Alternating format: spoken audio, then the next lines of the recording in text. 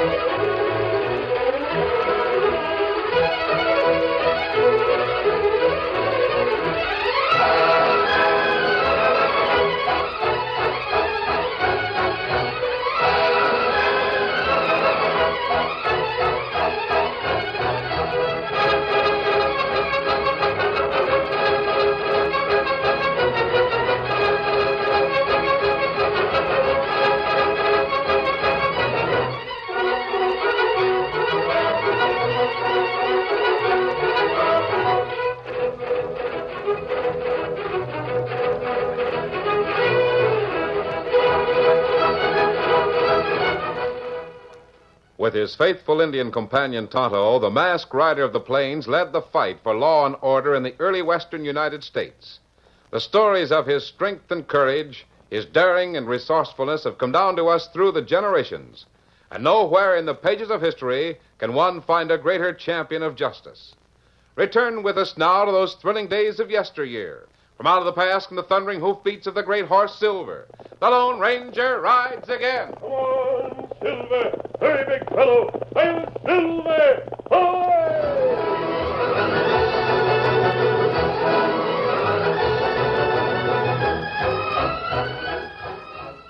The Lone Ranger had been gone for several days on some mysterious mission that had to do with the town of Parmalee.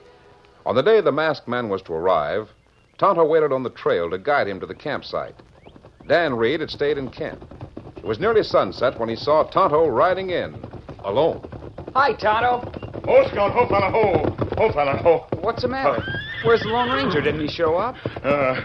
Him come from east. Tonto meet him. Oh, where is he? Him come by and by. Me tell him how find camp. Oh, is everything all right? Maybe so. We know in 1 or 2 days. Tonto, just what's going on in Parmalee? Plenty trouble there, Dan. Sheriff got hands full. You mean the town's full of crooks? Special kind of crook. Crook by name of Sterling. Him plenty rich feller. Him try run town. Oh, well, we've run up against that kind before. Dan, what you do here in camp? Why, what's the matter? I got a lean-to built and cleaned out the spring and got a supply of firewood. Let me see firewood. It's good solid wood and cut the right length. What's the matter with it? You show Tonto axe. The axe? Well, sure, it's right here. What's the trouble? Oh, axe plenty sharp. Maybe you try cut wood with flat side. Oh, you don't like the way the wood's cut. Well, Tonto teach you how to use axe. Here, Tonto. Here's a piece I cut.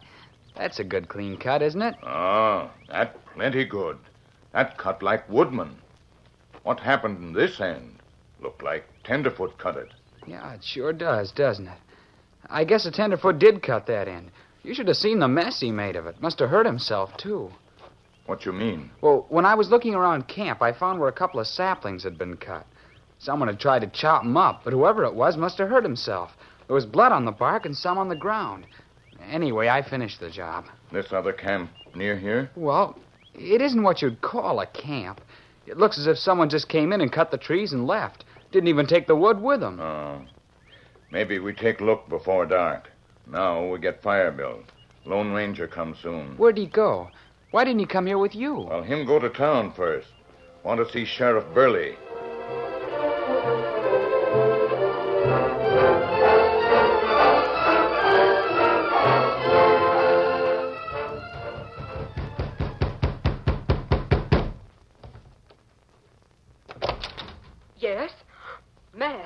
Mrs. Burley. I'm a friend of the sheriff.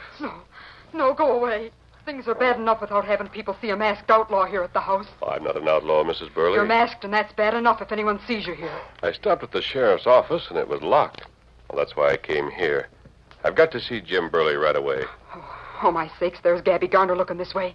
Hurry, step inside. Maybe he didn't see the mask. Very well. Go right in. Let me watch him a minute.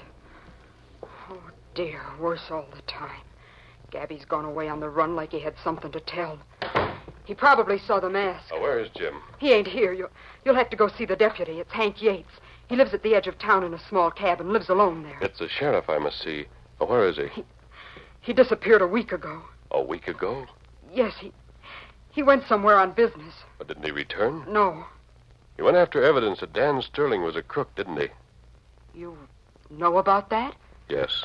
Oh, the way Sterling runs this town, he just about owns everyone heart and soul. He's all crook and a yard wide, but no one can jail him. No, he keeps within the law. Stealing and robbing and dragging people into court of law for every little thing.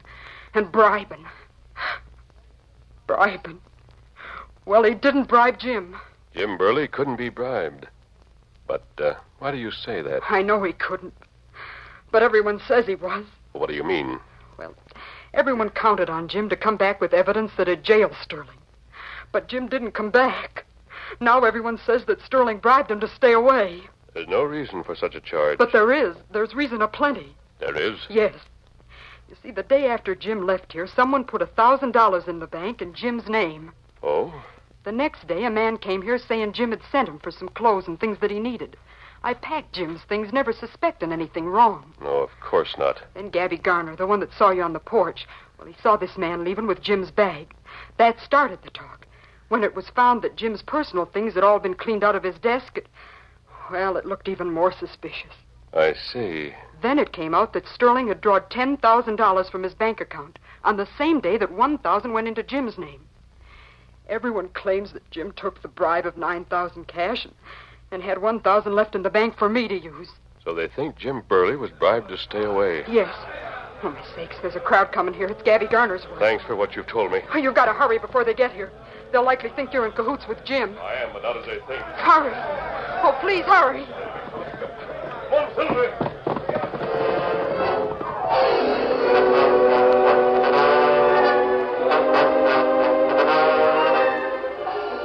Dan Sterling, standing at the door of his large home, saw the crowd in the street and saw the masked man ride away. He chuckled softly.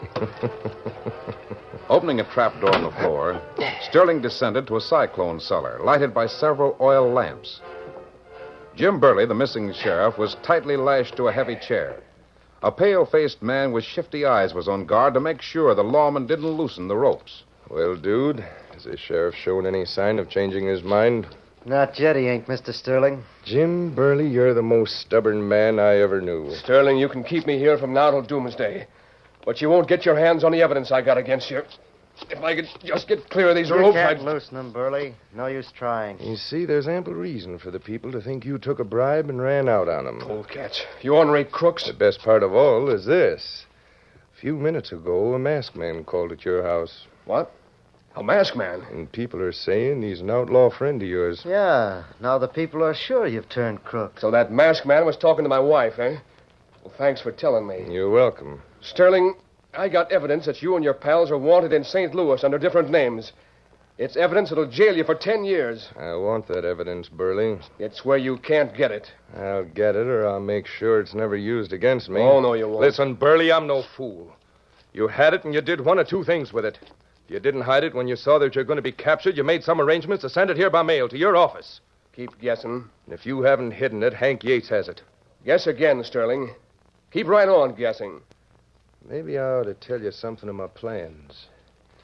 You remember that I sent a man to your house to get some of your things? You ain't letting me forget it. Well, he got your things, including your rifle. The one with your name on it. What about it? Your rifle's going to be a murder weapon, Sheriff. But you can prevent the murder. By giving you the evidence, eh? Yes. Not to save anyone's life. I pledged myself, and I'm keeping the pledge I made. Hank Yates is the one that's slated to die. What? Why, you... And you're the one that's going to be charged with killing him. If I could just get free from here. Let's see what time it is. Mm-hmm. Right now, Yates is eating supper in the restaurant. In about an hour, he'll be going home to that little place where he lives all alone. Just about an hour from now. Hank Yates took the same oath I did, and he'd do the same thing I'm doing. He'd tell you and that dude with the slicked down hair and the pointed shoes to go to blazes.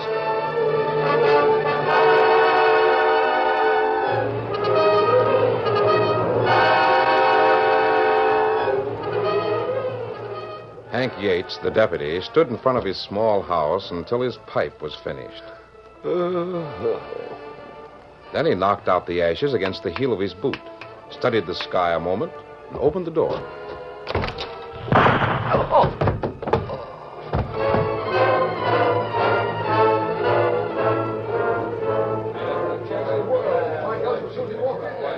Poor Yates. He never had a chance. You think he'll pull through? I don't know. I heard the shot, and Has anyone gone for the doc? What's happened here? Oh, here's the doc. Get out of the way. Get out of the way. Now, what happened here? Doc, it's good you're here. I happen to be nearby. Hank Yates, huh? The bullet got him in the chest, Doc. He's still breathing. What's that contraption? That's what got Yates. Those 2 forked sticks was tied to chairs, and the rifle was set on the sticks facing the door and tied in place. The string was fixed to the trigger and around a chair, so it'd shoot anyone who opened the door. Yeah, I'll have a look at it after I examine Hank. It's Jim Burley's rifle, Doc. Burley, huh? I thought he'd run away. Well, he must have snuck back to fix that. Well, pulse is good. Well, how about Yates? Will he pull through? Well, he's got a good chance. I'll do what I can here, then I'll take him over to my place where I can give him better treatment. Sid, we're going to scour this town to find Jim Burley. You coming with us? You bet. No, you ain't. You and a couple others are staying to help move Hank Yates. After that, you can do what you want.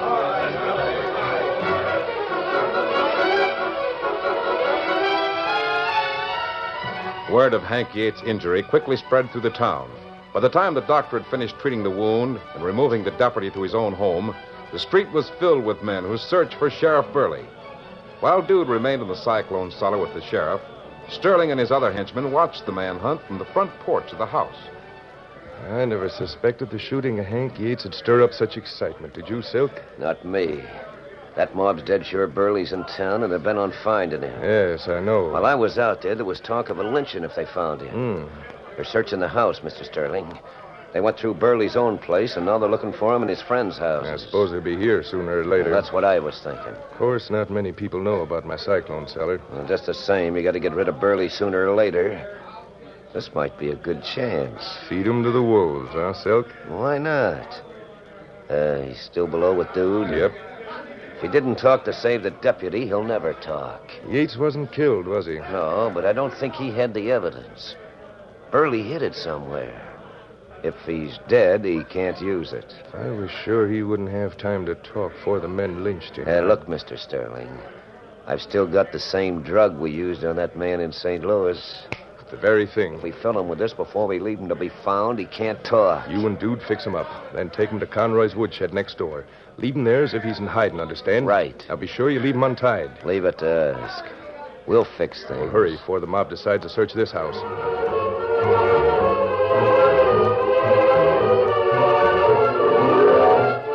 Ten minutes later, Sterling watched Dude and Silk carry the helpless sheriff out the rear door. He closed that door, then went to the cellar to make sure there was no sign that the lawman had been held there. He came up the stairs and closed the trap door on the floor. Then he heard a sharp voice in back of him. Sterling. What the... I came to find Jim Burley. Masked. You're the one who was at his house. Where is he? Well, I don't know. I think you do. I'll look in that cellar. Sterling, they found Jim Burley. What did you say about Jim Burley? Well, they... who is this? Answer me. The mob found him, hiding next door in the woodshed. They're aiming to hang him. They do. I'll be back and settle with you, Sterling.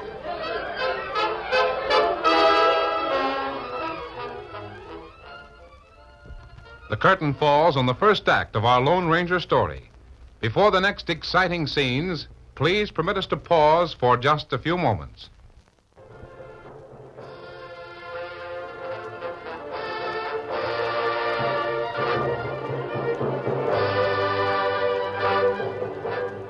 Now to continue our story. Shortly before the mob found Sheriff Burley, Dan and Tonto had ridden into town. They had found the streets filled with men, the town seething with excitement. Golly, Tonto, something's happened here. That's right, Dan. Maybe that's why the Lone Ranger hasn't shown up at camp. We leave horses here. We find out what go on. All right. I'll ask one of those men. Hey, mister. This ain't for you, son. You keep out of it. But just a minute. What happened here? Attempted murder. Golly. The sheriff set a trap for his own deputy. Hank Yates blame near got killed. The sheriff did? You mean Jim Burley? We'll get the double-crossing, bribe-taking skunk. We'll hang him. But are you sure it was Jim Burley? The trap in Yates' house speaks for itself. Now keep out of the way, son. Tonight, we're the law in Parmalee. Well, come on, boys. We'll start searching the woodsheds and other places where he might hide. Tonto, did you hear that? Me here. Get the saddle, Dan. Right. That man said Jim Burley killed his deputy. Me hear him. Him say trap at Yates' house. Yes. Maybe Lone Ranger there to look round. We go see. Right. Get him up, Scout. Come on, Victor. Those men will hang the sheriff if they find him. That'd be bad. Do you know where the deputy lives? Me know. It's down there. Small cabin. That one straight ahead? There's a light in it. Me see it. I don't see anyone around. It looks like cabin empty. Front door's wide open. Oh, Scout. Ho. Maybe Lone Ranger already here and gone. I'd sure like to know where he is. Are we going inside the house? We go take a look.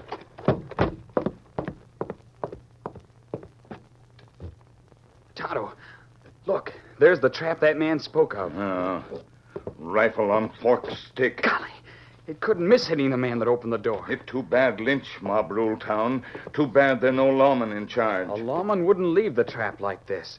He'd take the rifle and those forked sticks as evidence. But I guess that mob doesn't need evidence. Dan, you hear? Tonto, the mob's got someone. We go to door. Hear him better. Look at all the torches. Mob carry some fella. It's the sheriff. They found Jim Burley. They're going to hang him. Come on, Silver. Look, there's the Lone Ranger. Him come plenty fast. Look at the Lone Ranger break up that mob. Man fall from Silver. He's reached the sheriff. He's got him, Tonto. He's got the sheriff. Come, Dan. We get the horses fast. I'm right with you. Mount up.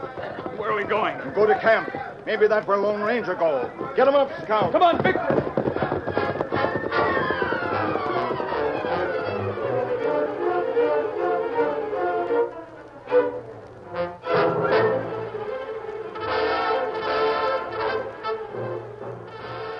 Tonto and Dan reached camp soon after the Lone Ranger, who carried the unconscious sheriff. Tonto bathed the wounds and bruises the lawman had sustained at the hands of the mob. Then he tried various methods to restore consciousness, but without success. In the meantime, the Lone Ranger told what he'd learned in Parmalee.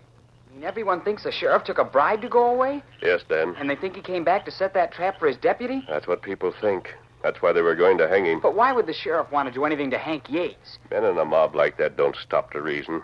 They did, they'd realize that Sheriff Burley wouldn't set a trap and use a rifle with his own name on it. Did you see that trap? Yes, Dan. If those men used their heads, they'd know that the sheriff never cut those forked sticks that held the rifle. How's that? Golly, they were cut by someone that didn't know anything about an axe. You noticed that, huh? Fine work. Those sticks were cut by a tenderfoot, the same as the saplings I found today. Saplings? There's a place a few yards from camp where some tenderfoot... Oh, golly. Where is that place? Right over that way. I'll bet that's where the forked sticks came from. It's the same kind of wood. Bring a torch from the fire and show me that place. This ground holds footprints.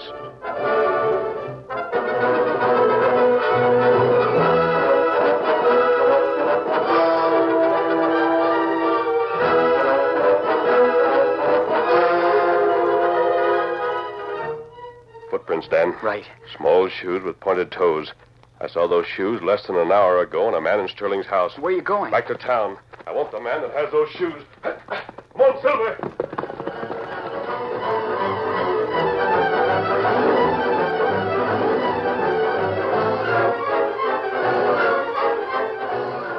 Sterling, Dude, and Silk were somewhat concerned about the masked man's sudden appearance and the rescue of the sheriff. But as they discussed the affair, they realized that there was little cause for worry. Yeah, that drug we gave the sheriff will do the trick. You needn't worry, Mr. Sterling. You sure of it, Silk? Yeah. We gave him a pretty big dose of it, didn't we, Dude? We did. Will it prove fatal? Well, not for a couple of days. But unless some pretty strong measures are taken by a man that knows his business, The sheriff's as good as dead right now. He won't regain consciousness? No. He won't talk, Mr. Sterling. Did you boys hear what the men were saying about him? No, what? He said the sheriff was so scared when they found him that he fainted dead away. They never realized that he was unconscious before they found him, huh? No. That's good. Well, I'm not worried. We're safe enough now. And I'd feel better if we could have gotten our hands on the affidavits Burley brought back. Well, we got the next best thing. We got Burley, and there's not a shred of suspicion pointing to us. That's right, Silk. Where you going, dude? Just going outside to see if the excitement's died down. I don't hear any sound from the street. Do you, Silk? No. Guess the men have all gone to the cafes to talk things over. They'll have to find a new sheriff. Well, maybe I can use my weight to put one of you boys in. How'd you like that? Well, you ain't very popular in town, Mr. Sterling. Well, maybe people don't like me, Slick, but I got ways of making them do what I want. Oh, that's true. Guess dude went out on the porch. No, let it go. Hey, that's dude. Come on, bring your gun. Let it go. You can't get away with this. There he goes. Wait, that man's carrying him. Masked man, shoot him. I might hit dude. He's getting on his horse. Stop, you. Put that man Well, down. I'll try a shot. Come on, Silver.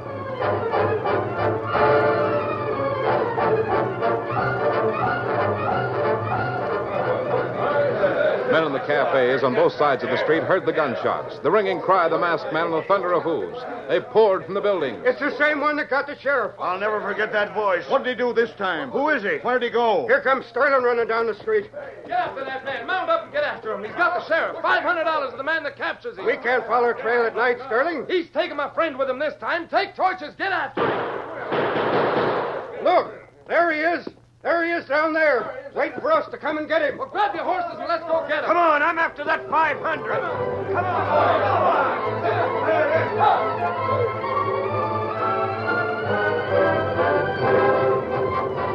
In an instant, a score of men were in the saddle, racing after the white horse with its double burden.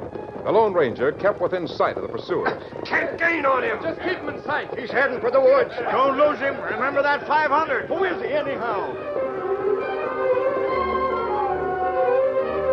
When the masked man entered the woods, he no longer watched behind him. He went as fast as possible to camp, where he dropped Dude to the ground and gave quick orders to build up the fire and make a brilliant light. Then he saw that Tonto had brought Jim Burley back to consciousness. Quick plans were made, hurried but efficient plans in which Dude figured prominently.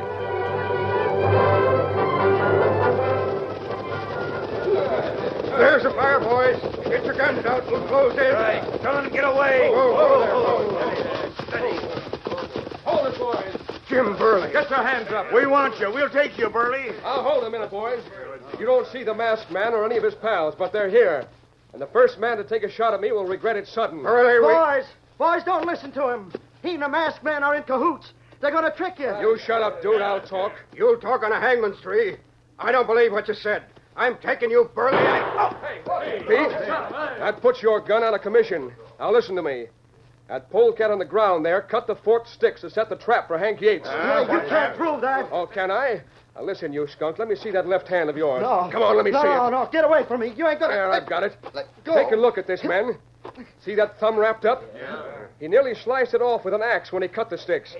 And there's blood in the stumps of those saplings over there. Take a look. Come on. The polecat left his footprints there, too. Plenty of them. But I didn't set the trap. You've got to believe me, boys. Then you admit you did cut the sticks. Well, I don't... Proof's against you, dude. Well, I didn't fix the trap. Tell him who did, you yeller squealer. You can't get me for trying to murder. I never went that far. Who set the trap? Talk about Sterling did it. Sterling. You see, boys, this polecat knows he can't get around the evidence against him. He'll talk his head off. Why did Sterling do it? Because he thought Hank Yates might have the affidavits that'd send him and Silk and Dude here to jail. He didn't get them from you? No, he didn't. But didn't he bribe you? Bribe me? Why, not by a jugful. He captured me and held me prisoner. What's that? You tell him, dude. Yeah, it's true. But I didn't have a hand in it. I didn't give the sheriff any of the drugs or anything. I wasn't... Yes, the critters drugged me so I couldn't talk when you aimed to lynch me. If an Indian friend hadn't known what was wrong and took the right steps, I'd be a gone goose. You'd be a gone goose if that masked man hadn't interfered. Boys, have we been all wrong about this? Go ahead, dude. Talk some more. I'll tell everything. Come on. I'll tell everything. Go on, go ahead. Sterling sent me and Silk East to capture Burley before he could get back with the evidence he went after. All right, then what? We never did find out what he did with the evidence. And that's the whole story. Now let me go. Let me go. All right, shut up now. I've been in Sterling's cellar for the past week. Did you get that evidence? Sure, I got it. But I suspected a play by Sterling, so I gave the papers to a friend to bring here for me. Here's the papers. I just got them from him. Here's the affidavits that'll put Sterling out of circulation for keeps. Good for you, Jim. Not the boy. None of you'll be bothered by Sterling's schemes from now on, boys. When he's out of jail for wounding Hank Yates, he goes to jail for another 20 years on these affidavits. But hold on, Jim. Hold on a minute. Who's the masked man? Who is he? Why, he's the Lone Ranger.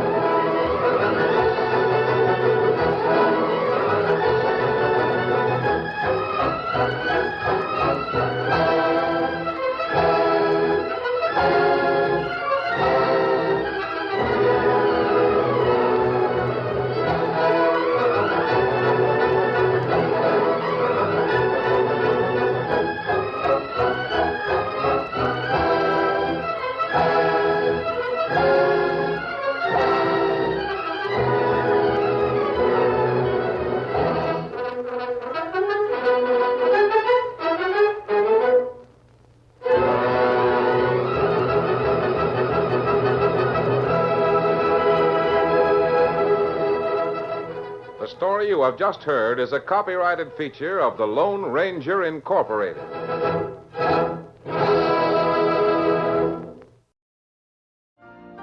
You've been listening to the OTR Gold Network. Find more classic radio at otrgold.com.